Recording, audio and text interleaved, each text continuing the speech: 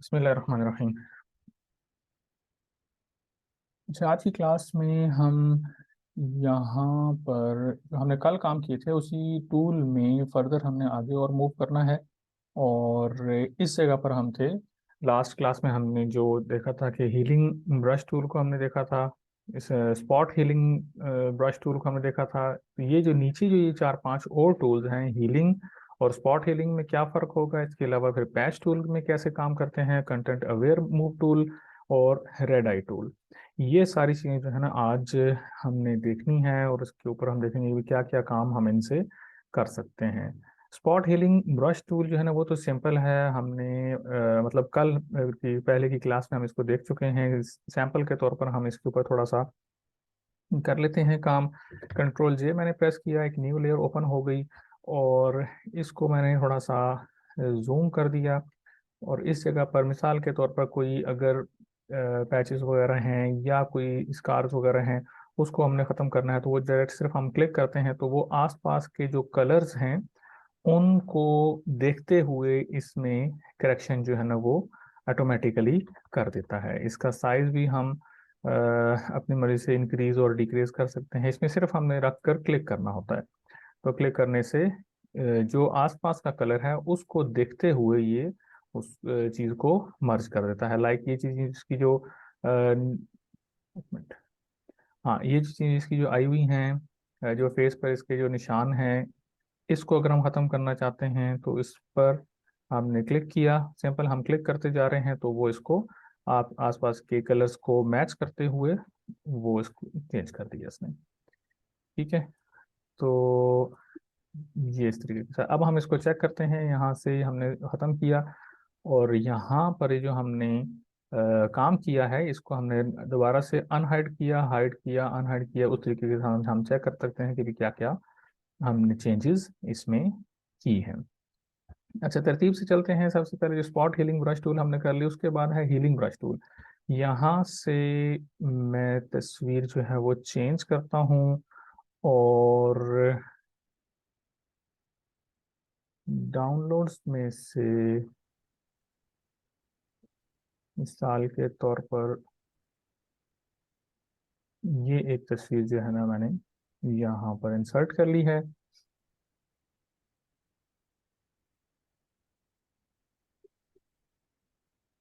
ये जेपीजी तस्वीर जो है हमारे पास आ गई।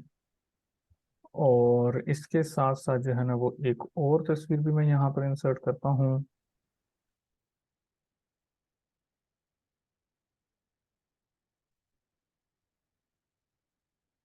इस पर तो आपने काम किया हुआ है। लाइक ये वाली जो तस्वीर है जो आपने ग्रुप में काम जो है ना वो शेयर किया है, आप देखें यहाँ पर पहले वाली तस्वीर जो है उसकी ये है, इसके ऊपर ये सारे निशानात हैं। और आपने जब काम कर लिया उसके बाद फिर ये चीज़ आ गई। अब इसके बाद इसी को मैंने कंट्रोल जे किया और एक और लेयर कॉपी मैंने यहाँ पर बना ली है। इसको हम थोड़ा सा जूम करते हैं और यहाँ पर हम देखते हैं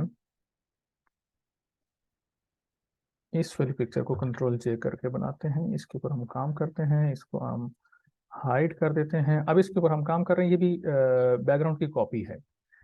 एक तरीका तो आपने यहाँ पर यूज किया है यहाँ से स्पॉट हीलिंग ब्रश टूल के जरिए से। दूसरा तरीका जो है ना हीलिंग ब्रश टूल जो सिंपल है उसका काम क्या है, जैसे हम यहाँ पर आते हैं तो इसके ऊपर हम सिर्फ क्लिक करते हैं तो ये आ जाएगा। लेकिन जब आपने स्पॉट हीलिंग ब्रश टूल पे क्लिक किया तो जैसे आप क्लिक करते हैं तो इस पर भी ये काम करना शुरू कर देता है डायरेक्टली। ठीक है, तो मैंने कंट्रोल जेड किया, कंट्रोल आर जेड कर दिया। अब हमने हीलिंग ब्रश टूल पे जब हमने काम करना है तो ऑल्ट का बटन प्रेस करना है।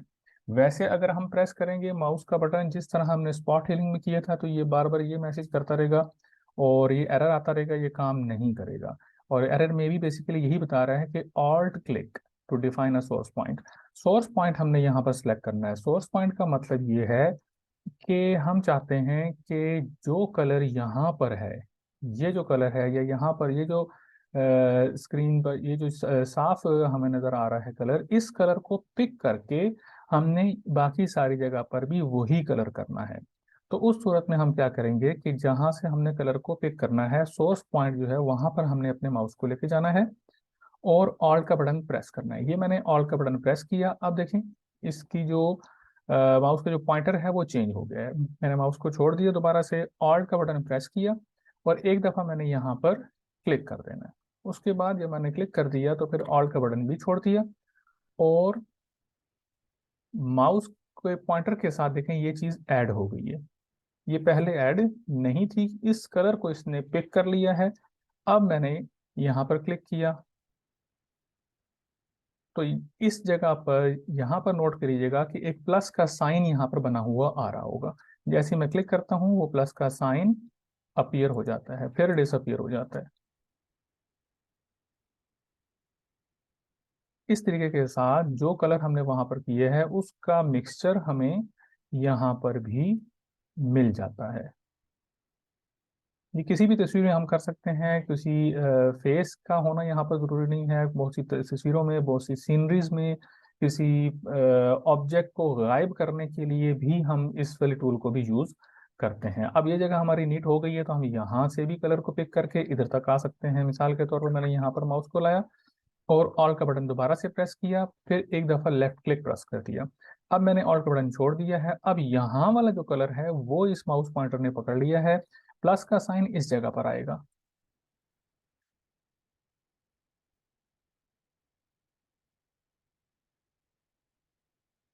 ठीक है, अब इसमें यूं करके ऐसे ड्रैग नहीं करना है। इस सूरत में क्या होता है कि वो जो प्लस का साइन है वो भी नीचे आ जाता है, सोर्स पॉइंट हमारा चेंज हो जाता है। इसलिए सोर्स पॉइंट को एक जगह पर रखने के लिए ऑल का बटन प्रेस करके जो जगह हमने सेलेक्ट की है उसी जगह पर सोर्स पॉइंट को रखने के लिए हम सिंपल क्लिक करेंगे।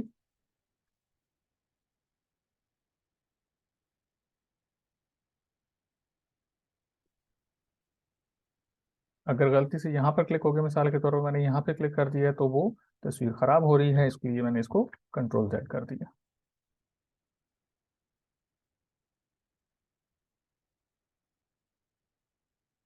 तो इस तरीके के साथ इस वाली टूल को इस्तेमाल किया जाता है। दोनों का फर्क जो है वो आपको समझ में आ गया होगा। स्पॉट हीलिंग ब्रश टूल हो गई, हीलिंग ब्रश टूल है। इसके बाद जो है ना वो है पैच टूल। पैच टूल भी इसी तरह के काम के लिए होती है। मिसाल के तौर पर हम इसी तस्वीर पर अगर हम इसको यूज करते हैं तो मैं इसको यहाँ से डिलीट कर देता हूँ जिस पर हमने काम किया था। अगेन मैंने इसी वाली बैकग्राउंड वाली लेयर को कंट्रोल J के जरिए से एक कॉपी बना लिया। अब इस जगह पर यहाँ हम पैच टूल को यूज करते हैं। पैच टूल पे जब मैंने क्लिक किया तो ये पॉइंटर का जो है ना साइन इस तरीके से हो जाएगा। इसके लिए काम करने का तरीका ये है कि हमने एक पैच को सिलेक्ट करना है जो एरिया जिस तरह का हमें रिक्वायर्ड है बाकी पर बनाने के लिए। मिसाल के तौर पर ये मैंने एरिया सिलेक्ट कर दिया। अब हम क्या करते हैं कि इस जगह पर भी हमने इसी तरह का कलर लेकर आना है। तो यहाँ से इसको मैंने ड्रैग करना है। ये मैंने माउस का जो लेफ्ट क्लिक है वो दबाया हुआ है। अब मैं यहाँ पर आ जाता हूँ।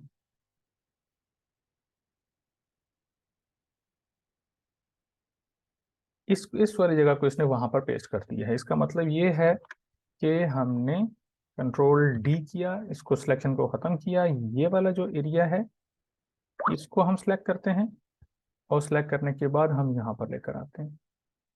ये देखें, इसको ज़्यादा बेहतर तरीके के साथ समझने के लिए मैं आपको एक और पिक्चर पे लेके जाता हूँ।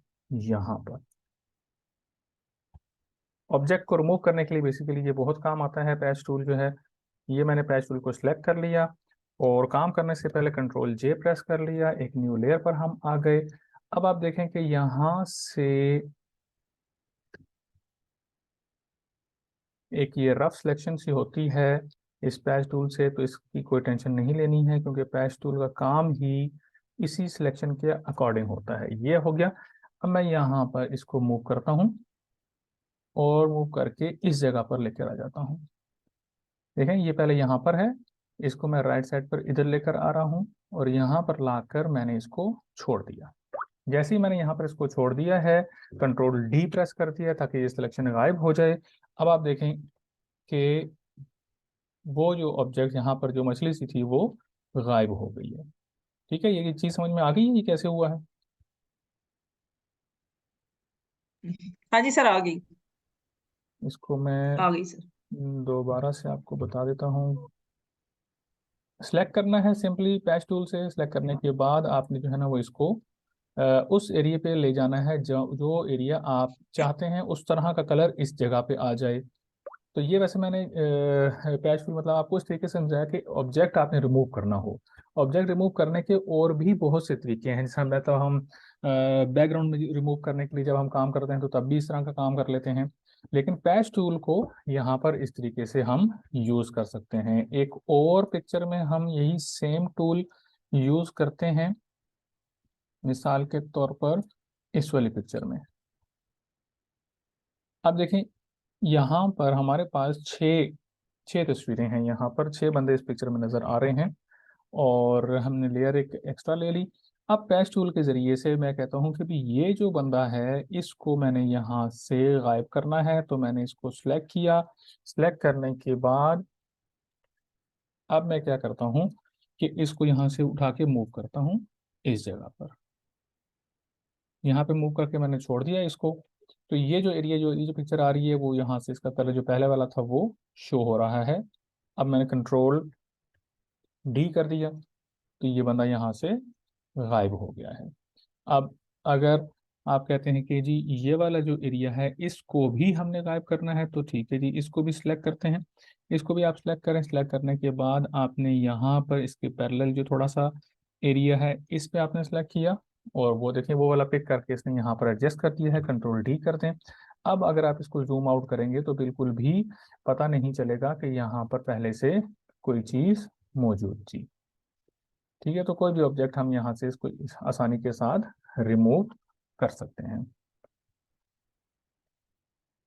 तो ये डिपेंड करता है कि किस तरह का काम हमने करना है। लेकिन आपको समझ में आ गया होगा कि पैच टूल को हम किस तरीके के साथ यूज़ करते हैं और कहाँ कहाँ पर हम जी सर, आ इस्तेमाल गई सर। कर सकते हैं। अच्छा, इसके बाद हम आगे चलेंगे। Content aware move tool. Content aware जो मूव टूल है इसके लिए एक और पिक्चर हम लेते हैं। पहले वाली पिक्चर को हम डोंट सेव कर देते हैं वरना ये ओरिजिनल फाइल को इसी तरीके से सेव कर देता है। और मिसाल के तौर पर ये वाली तस्वीर हम ले लेते हैं। कंट्रोल जे प्रेस कर दिया हमने, एक न्यू लेयर आ गई हमारे पास। अब हमने यहाँ पर आकर कंटेंट अवेयर मूव टूल इस पे क्लिक किया। इसका भी यही इसी तरह का मिलता जुलता काम है। मिसाल के तौर पर हम यहाँ पर इस बंदे को सिलेक्ट करते हैं और ये याद रखें कि इसमें रफ सिलेक्शन करनी है। बाज़ औक़ात हमारे जहन में आ रहा होता है कि जी यहाँ पर जो लेसो टूल है या मैजिक वैन टूल है, इसके अलावा ये पॉलीगोनल टूल है जो एग्जैक्ट बंदे को सिलेक्ट कर देती है। मतलब मैजिक टूल में तो थोड़ा जो ऑब्जेक्ट हम देखते हैं उसको एग्जैक्ट सिलेक्ट कर देता है वो। तो वहाँ से सिलेक्शन नहीं करनी है इस टूल पर अप्लाई करने के लिए। यहाँ पर जो टूल है ये वाली कंटेंट अवेयर मूव टूल है या पैच टूल है, इस की जो सिलेक्शन है इसका जो सिस्टम है वो अलग है। उनका काम अलग है। इसलिए इसी जगह पर हम यहाँ पे रहते हुए जब हमने यहाँ पे सिलेक्ट कर लिया, सिलेक्ट करने के बाद हमने इसकी एक शॉर्ट की है जो कि अगले स्टेप पर हमने अप्लाई करनी है, वो है शिफ्ट का बटन दबा के रखेंगे और बैक स्पेस प्रेस करेंगे। शिफ्ट का बटन दबा के रखना है, शिफ्ट प्लस बैक स्पेस। अब हमने यहाँ पर अक्सर आप अगर आपके पास कंटेंट अवेयर नहीं आ रहा लिखा हुआ, कुछ और आ रहा है, फोरग्राउंड कलर है या बैकग्राउंड कलर है, तो वो यूज़ नहीं करना है। वो किसी और कलर को पिक कर लेगा, फोरग्राउंड कलर को पिक करके यहाँ पर लेकर आ जाएगा। यहाँ पर आपने कंटेंट अवेयर टूल को ही ऑप्शन को ही रहने देना है और बाकी और किसी चीज़ को नहीं छेड़ेंगे। ओके जब हम करते हैं तो थोड़ा सा ये अपना वर्किंग करेगा। उसके बाद यहाँ से वो चीज़ गायब कर दी है उसने। और इसके साथ वाला जो था एक और उसने यहाँ पर ड्रा कर दिया है। एक मिनट ठहर जाए, हम कंट्रोल जेड करते हैं।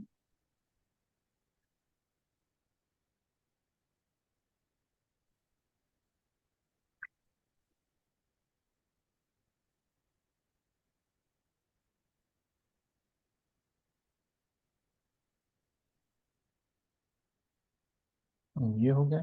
इसके बाद हम शिफ्ट बैक स्पेस कर देते हैं। एक और नई बंदी इसने यहाँ पे बना दी है, पता नहीं कहाँ से उठा के। और ये देखें यहाँ पर इसके ये ब्लैक शूज हैं। और पीछे इसके बंदी एक और अपीयर हो गई है जिसके वाइट शूज हैं। वैसे तो ये प्रोजेक्ट इसमें जो इमेज होता है किसी चीज़ को गायब करने के लिए जो है ना हम यहाँ पर यूज़ करते हैं। लाइक इसको हम गायब करके देखते हैं। ये किया, शिफ्ट बैक स्पेस हमने दबाया और कंटेंट अवेयर हमारा सिलेक्ट हुआ हुआ है, ओपेसिटी 100 ही रहने देंगे। इसको ओके करते हैं तो यहाँ से ये चीज़ गायब हो गई। ये इसमें लगता है तस्वीर में पहले से ये चीज़ यहाँ पर मौजूद थी, इसलिए वो अपीयर हो गया। अगेन ये जो एरिया यहाँ पर जो सिलेक्शन में रह गया है तो इसको फिर हम लेसो टूल से या मैजिक बैंड टूल से या ये वाला मिसाल के इसको हम अप्लाई कर देते हैं पहले। अब ये स्पॉट हीलिंग जो टूल है, स्पॉट हीलिंग टूल के जरिए से हम ये वाला जो सिलेक्शन रह गई है हम इसको रिमूव कर सकते हैं। लाइक हमने ये किया और इसके सिलेक्शन वाले एरिया को हम कंट्रोल डी करके ख़त्म कर देते हैं, इसके साइज को इंक्रीज करते हैं और इस पे हम क्लिक कर देंगे तो ये चीज़ भी अपनी जगह से रिमूव होती जा रही है। ठीक है, तो अब बिल्कुल भी हमें आइडिया नहीं हो रहा है कि यहाँ पर पहले से कुछ तस्वीर मौजूद थी या नहीं मौजूद थी। सर हमें, जी जी, पहले हमने, तो पहले हमने वो सिलेक्शन करनी है उसके साथ, ये जी जो जी, है ये content aware content tool aware है। टूल है। जी जी उसके बाद शिफ्ट बैक स्पेस प्रेस करेंगे तो वो कंटेंट अवेयर आएगा, ओके करके तो वो गायब हो जाएगी चीज। जी जी, वो उसको आसपास की कलर के हिसाब से जो है ना वो उसको वहाँ से गायब कर देता है। ये मैंने यहाँ पर मिसाल के तौर पर इससे सिलेक्ट किया, सिलेक्ट करने के बाद माउस को मैंने छोड़ दिया, फिर शिफ्ट बैक स्पेस हम प्रेस कर देते हैं और ये एरिया आ जाता है, कंटेंट अवेयर होना चाहिए है। इसके बाद हम ओके करते हैं तो ये चीज़ यहाँ से मूव हो जाती है। ये असल पिक्चर में ऑलरेडी पिक्चर में ये चीज़ पहले से तस्वीर में मौजूद है इसलिए हो रहा है, लेकिन यहाँ पर जो हमने काम किया है वो एज इट इज़ हुआ है। और अगर नहीं हो रहा हो तो फिर हम इसको क्या करेंगे कि इस जगह से जो स्पॉट हीलिंग टूल है उसके ज़रिए से भी हम यहाँ पर ये काम कर सकते हैं। जो अगर बड़ी जगह है, बड़ा हमने काम करना है प्रोजेक्ट पे तो इसका साइज हम इंक्रीज कर लेते जी हैं। जी। साइज इंक्रीज किया, क्लिक किया तो इसके आसपास के जितने भी कलर्स हैं वो उसको तो पिक ये जो करके। फोरग्राउंड कलर है ये वाइट रहना चाहिए?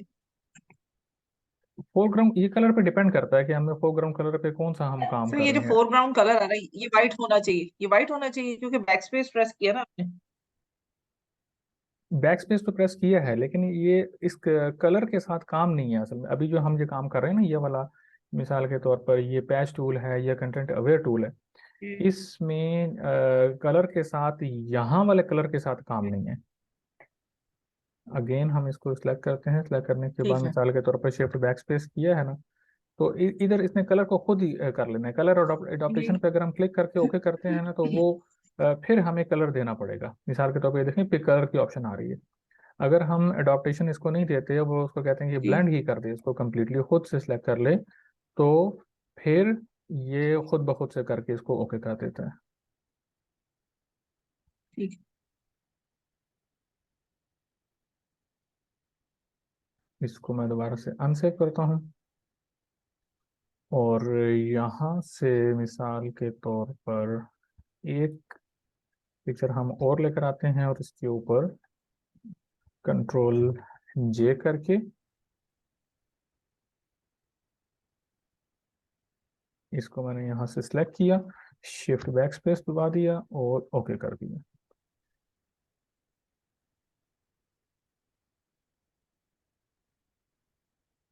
तो ये देखिए यहाँ से ये बिल्कुल गायब हो गया है और ये जो एरिया था जो कि हमें ऐसे लग रहा जी था जैसे ये रफ सिलेक्शन हुई है और ये पहाड़ भी यहाँ से गायब हो जाएगा, लेकिन वो नहीं गायब हुआ है। कंट्रोल डी कर दें या मूव टूल में जाकर अप्लाई कर दें, दोनों का एक ही मतलब है, वो उसको अप्लाई कर देता है। तो बहुत सी हमारी पिक्चर्स होती हैं कि जिसमें हम चाह रहे होते हैं कि ये शख्सियत हमारे साथ ना मौजूद हो तो वो हम अपनी तस्वीर में इस तरीके के साथ काम कर सकते हैं। खैर, ये हमने कर लिया। इसके बाद हम आखिरी इस टूल पे आते हैं जहाँ पर ये रेड आई टूल लिखा हुआ है। इसके लिए भी एक सैंपल के तौर पर एक पिक्चर हम यहाँ से लेते हैं और ये है, मिसाल के तौर पर ये पिक्चर आ गई है। अच्छा जब आप फोटोशॉप में काम करने के लिए पिक्चर्स आप लें ना तो पहली बात यह है कि कोई अगर गूगल से अगर आपने कोई इमेज लिया है, गूगल इमेजेस से अगर आपने डाउनलोड किया है तो लाजमी नहीं है कि वो यहाँ पर फोटोशॉप में ओपन होगा या नहीं होगा। ठीक है, बाज़ औक़ात अक्सर वैसे ओपन हो जाता है, लेकिन अगर बहुत ही कोई कम रेजोल्यूशन वाला इमेज है तो वो यहाँ पर ओपन नहीं होगा। बहुत ज़्यादा छोटी तस्वीर है तो वो यहाँ पर इस तरीके से ओपन नहीं होगी, क्योंकि ये मैंने आपको पहले बताया था कि ये रास्टर बेस्ड इमेजेस यहाँ पर होते हैं ऑलरेडी। अगर इसके अंदर पिक्सल ब्रेक हुए हुए हैं, मिसाल के तौर पर ये देखें ना, ये अच्छी खासी बड़ी तस्वीर है, इसको मैंने 859 पर भी जूम किया है, तो तब जाकर इसके ये छोटे छोटे बॉक्सेस जो है ना वो नज़र आ रहे हैं, जिनको हम पिक्सल्स कहते हैं। अदरवाइज 207% पर भी इसके पिक्सल ब्रेक नहीं हो रहे हैं। ठीक है, तो ये अच्छी खासी बड़ी तस्वीर है, इसलिए ये आसानी के साथ यहाँ पर ओपन हो गई है, अगरचे कि इसको भी मैंने गूगल से ही डाउनलोड किया है। लेकिन बाज़ औक़ात ऐसे होता है कि वो तस्वीर रेजोल्यूशन कम होने की वजह से या किसी और वजह से उसका फॉर्मेट यहाँ पर सूट नहीं कर रहा होता, तो वो फोटोशॉप उसको फिर ओपन नहीं करता है। तो अगर ऐसी तस्वीर चाहिए है कि जो हर दफ़ा फोटोशॉप में ओपन हो जाए, तो मैंने आपको पहले बताया था कि एक वेबसाइट है unsplash.com के नाम से, वहाँ से हाई जी जी। रेजोल्यूशन इमेजेस आपको मिल जाते हैं, वहाँ से फ्री में डाउनलोड भी हो जाते हैं, वो आप ओपन कर लें। यहाँ पर दूसरी ऑप्शन ये होती है कि गूगल में जाकर कोई भी हम इमेज लिखते हैं तो उसको फिर आपने साथ एच डी इमेज लिखना है। एच डी इमेज अगर लिखेंगे तो तब अच्छा। भी वो आपको सिर्फ जो हाई रेजोल्यूशन इमेजेस होंगे वही आपके सामने आएंगे, छोटे जो इमेज होंगे वो नहीं आएंगे। अच्छा, अब हम इस पर बात करते हैं कि यहाँ इस स्वेल टूल का क्या काम है, रेड आई टूल का। रेड आई टूल का जो मकसद है वो होता है, तब हमें काम आती है ये चीज़ कि जब हमने कैमरे से कोई तस्वीर खींची है, रात के टाइम में खींची है, या ऐसे तरीके के जी। साथ खींची है कि वो उसका फ्लैश ऑन था, तो अक्सर तस्वीरें हम देखते हैं कि वो मोबाइल में भी या हम्म कैमरे में भी जो है ना वो आंखें लाल आ जाती हैं उसके अंदर। तो ऐसी तस्वीर को ठीक करने का क्या तरीका हम्म। हो सकता है। तो बिल्कुल। ये जो टूल है ये इसके इसी मकसद के लिए है। पहले फिर हम ये यहाँ क्यों आती पर है लाल आंखें आने का, तो क्या वजह क्या होती है? कलर कम्बिनेशन कुछ इस तरह का आ जाता है ना कि एक तो कैमरे का लेंस है, उसके ऊपर वो लाइट भी पड़ती है, तो लाइट की वजह से जो है ना वो कलर कुछ इस किस्म का बन के आ जाता है, तस्वीर में उसका इफेक्ट आ जाता है। इसलिए जो है ना वो ऊपर अलग से एक लाइट ओपन की होती है, कैमरे का फ्लैश ऑन नहीं करते हैं लोग, क्योंकि फ्लैश जब ऑन होता है तो वो भी हम्म। उसका कलर पर इफेक्ट आ जाता है, जिसकी हम तस्वीर खींच रहे हैं उसके ऊपर उसकी लाइट पड़ती है, तो इसलिए वो कलर लेंस के साथ जो है ना मिक्स होकर अजीब हम्म। सा कलर आ जाता है।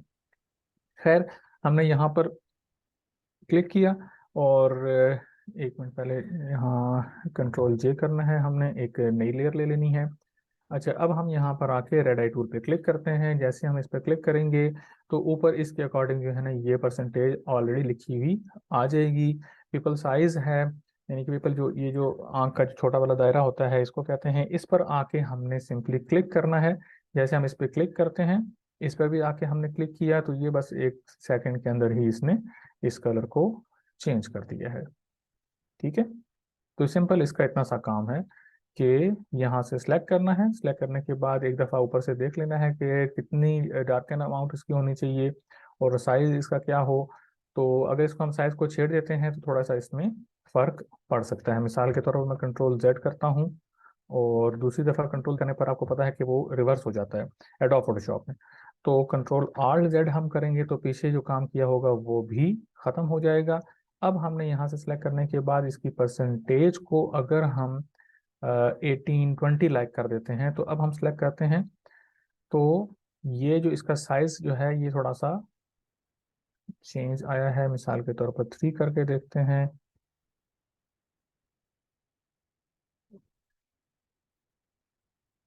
अगेन इसका साइज इंक्रीज करके देखते हैं क्या फर्क पड़ता है। ये देखें, पूरा दायरा उसने जो है ना वो बढ़ा दिया है, लाइक इस तरह कर दी। तो इसको इतना ही शेडिंग तो अच्छा है, कंट्रोल आल्ट जेड में करता जाता हूँ, ये दोबारा से आ गया। अब मिसाल के तौर पर दोबारा इसको समझने के लिए 100% पर अगर मैंने किया हुआ है, मैं इस पर क्लिक करता हूँ तो इसने फुल फ्लैज कर दिया, यहाँ पर रखकर इस तरीके से कर दिया है। कंट्रोल आल्ट जेड मैंने कर दिया। इसको 50% पर रहने देंगे तो ज़्यादा एक एक्यूरेसी टाइप चीज़ के अंदर आ रही है। यहाँ पर लिख लेते हैं हम खुद ही 50%।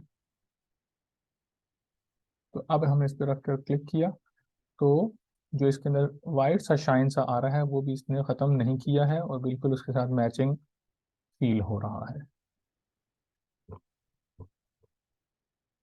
अच्छा, अब आप में से कोई बता दे कि इसका यहाँ पर दांत मैं कैसे लगाऊं।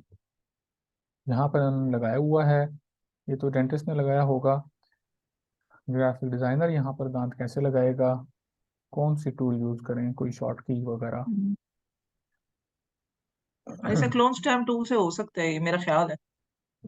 इससे हो सकता है, क्लोन स्टैम्प टूल से भी हो सकता है, और आज जो हमने टूल्स पढ़ी हैं उनसे भी हो सकता है। मिसाल के तौर पर हम यहाँ पर आते हैं और पैच टूल भी यूज़ कर पैच टूल, सकते हाँ हैं, जी। और कंटेंट अवेयर, ये ब्रश हीलिंग टूल जो है ना, इसको भी यूज़ कर सकते हैं। मिसाल के तौर पर हम यहाँ पर इस जगह से उठाकर इसको हमने यहाँ पर लाना है, तो इस जगह हमने रखा इसको, ऑल्ट का बटन प्रेस किया, एक दफ़ा क्लिक कर दिया, उसके बाद देखें इसने दांत उठा लिया। अब हमने यहाँ पर रखा इसको और क्लिक कर दिया। ठीक है, तो थोड़ा सा इसमें फ़र्क सा है, लेकिन ये है कि मतलब इस तरीके के साथ हम इसको कर सकते हैं। अगर हम इसको वापस कर देंगे तो ये अपने एक्चुअल साइज में आने के बाद पता नहीं चलेगा। ठीक है, तो एक तरीका ये हो सकता है। दूसरा जो है ना, वो फिर यहाँ से सिलेक्शन करके कॉपी पेस्ट करके हम यहाँ पर इसको लेकर आ सकते हैं। और ये यहाँ पर ये वाली जो टूल है, मैजिक लेसो टूल जो है मैग्नेटिक, उसके ज़रिए से भी हम एग्जैक्ट बिल्कुल उसके साइज के लिहाज से हम उसको सिलेक्ट करके यहाँ पर लेकर आ सकते हैं। ठीक है जी। तो अगर हम मैग्नेटिक से करते हैं, मैग्नेटिक से तो उठाएंगे फिर कैसा, मूव टूल से उठाएं? वो सिंपल कंट्रोल सी भी करेंगे तो उठ एक और कॉपी बन जाएगी उसकी। कंट्रोल सी करेंगे ना तो कॉपी आ जाएगा, वो कंट्रोल वी करेंगे तो फिर वो उसको पेस्ट कर देगा। ये कंट्रोल सी कर दें इसको। एक मिनट।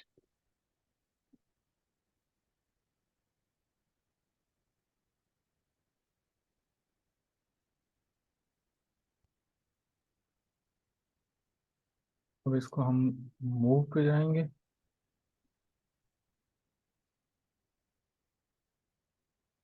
वैसे तो ऑल्ट के बटन से भी कॉपी हो जाती है, वैसे आपको मैं समझाने के लिए कंट्रोल सी और वी बताया था। ये हमने कर दिया, कंट्रोल डी कर दें तो एज इट इज जो जी जी। जहाँ पर चीज़ थी वो इधर आ गई है। मतलब कोई भी तरीका आप कर लें, लेकिन ये है कि ऑप्शन आपके जहन में होनी चाहिए कि कोई भी ये टूल हम सेम लेयर पे ही हो। सेम सेम लेयर पे है। ये कॉपी ये लेयर जो सर थी, ये सेम लेयर पे ही सारा कुछ। जी जी, उसी लेयर पे मैंने किया है। ठीक है, इसको पहले सेलेक्ट करना है, फिर ऑल्ट की तरफ। जी जी, सिलेक्ट करेंगे। हम्म। सिलेक्ट करने के बाद ऑल्ट प्रेस करके रखना है, फिर माउस से लेफ्ट क्लिक प्रेस करके ड्रैग करेंगे तो वो एज इट इज़ वहाँ पर आ जाएगा। तो सर हम अगर कंट्रोल सी करते हैं तो उसका उसमें भी सिलेक्शन पहले करनी पड़ेगी? सिलेक्शन तो पहले करनी पड़ेगी, क्योंकि वो कंट्रोल सी तो मतलब वो हमसे पूछ रहा है ना कि पहले हम किस चीज़ को सिलेक्ट करें। तो वो अगर हमने अच्छा। कोई एरिया सिलेक्ट नहीं किया हुआ तो उस सूरत में देखें, एक दफ़ा पहले भी हमने इसको किया था हम्म। ना कॉपी, तो ये दो दो दांत इसके यहाँ पर आ गए। खैर, जी जी। इसको हम वापस तो खुद दे ठीक है, देते तो हैं। सर कंट्रोल सी करके, तो कंट्रोल भी जिस जगह पे हमने फिट करना है वहां पे हम लगा दें, यही है ना ऐसे? जी जी, वहीं पर ही आएगा ये। इधर जो तो पहले लेयर से हमने वही जो रहेगी? लेयर वही है, वो मर्जी है कि लेयर अगर हमने लेयर्स हम बहुत ज़्यादा तब हम यूज़ करते हैं कि जब हमने ज़्यादा काम करना हो। अगर कोई एक ही छोटा सा काम हमने करना है तो उस सूरत में सिर्फ हमने बैकग्राउंड लेयर जो है वो अपनी जगह पे रखनी होती है, और उसके बाद एक कॉपी हम कर लेते हैं। तो मिसाल के तौर पर हमने सिर्फ यही वाला काम करना था और आंखों का करना था, तो इसमें हमने ज़्यादा लेयर्स की रिक्वायरमेंट हमारे यहाँ पर नहीं है। इसको हम ख़त्म करके देखते हैं, तो ये चीज़ यहाँ पर आ रही है और ये चीज़ ऐसे आ गई। और ये आंखों का जो कलर हमने चेंज किया है ये बैकग्राउंड में ही हमने चेंज कर दिया है, अच्छा। इसलिए इधर कुछ शो नहीं हो रहा। ठीक है, तो आज की क्लास में जो है ना ये चीज़ें थी जो हमने की हैं। इसकी प्रैक्टिस के लिए मैं कुछ ठीक इमेजेस जो है ना वो ग्रुप में शेयर कर दूंगा, ताकि आप उसको प्रैक्टिस कर सकें। वैसे अपनी मर्ज़ी से भी कुछ ठीक है इमेज सर। सेलेक्ट कर तो सकते हैं गूगल से, तो उसमें भी कोई मसला नहीं है। मकसद ये है कि प्रैक्टिस करें ताकि आपको जो है ना इसके ऊपर थोड़ा सा एक्सपर्टी लेवल हो जाए। ठीक है, और किसके अलावा कोई सवाल कोई बात हो तो पूछ लें। नहीं सर ठीक है सर, बस ये थोड़ा सा स्पॉट हीलिंग का है कि जो एरिया हमने कॉपी करना है बस उसके ऊपर उसको क्लिक करेंगे और ऑल्ट के साथ, ठीक है ना? स्पॉट हीलिंग और में दूसरी जगह ऑल्ट नहीं चिपका प्रेस देना करना। क्लिक करके। स्पॉट हीलिंग में ऑल्ट प्रेस नहीं करना है। ऑल्ट प्रेस करने वाली ये सेकंड ऑप्शन है हीलिंग ब्रश टूल में। ठीक है स्पॉट ठीक है, हीलिंग में इससे तो ये हमने दांत ऑटोमेटिक, ट्रांसफर किए थे। हाँ इसमें तो ऑटोमेटिक करता है ना, ये वाला जो स्पॉट हीलिंग है उसमें तो जस्ट आपने, एक मिनट ये बहुत इंक्रीज हुआ हुआ है। हम, अब ये स्पॉट हीलिंग है ना, इसमें हमने माउस को छोटा किया, सिर्फ एक दफ़ा क्लिक करना है तो वो अपनी वर्किंग कर रहा है। ठीक है लेकिन ये जो हीलिंग ब्रश टूल है इसमें ऑल्ट का इस्तेमाल होगा। इसमें ऑल्ट ठीक का है। इस्तेमाल होगा, यहाँ पर ऑल्ट का बटन प्रेस करके रखेंगे हम्म, और इधर एक दफ़ा क्लिक कर दिया। अब हमने ये वाला कलर, ये सोर्स पॉइंट है बेसिकली, ये सोर्स पॉइंट हमने बना दिया। ये चीज़ उठाकर हमने यहाँ पर अगर लानी है तो मैंने क्लिक किया तो वो वहाँ से उठा उठा के कलर को जो है वो चेंज करेगा उस जगह से। ठीक ठीक ठीक ठीक ठीक। ये ये जो सोर्स दांत है उसको भी ट्रांसफर कर सकते हैं? कर सकता है, कर सकता है, उससे भी यूज हो सकता है। ठीक है सर। चले, ठीक है, सही है। इसकी रिकॉर्डिंग मैं इंशाल्लाह ग्रुप में भी शेयर कर दूंगा अपलोड होने के बाद, तो रिवाइज किया जा सकता है वहां से सुन के भी। चलिए ठीक है, बहुत शुक्रिया क्लास ज्वाइन करने का। ख्याल रखिएगा। अल्लाह हाफिज़। जी, जी। अल्लाह हाफिज, अल्लाह ने के बाद।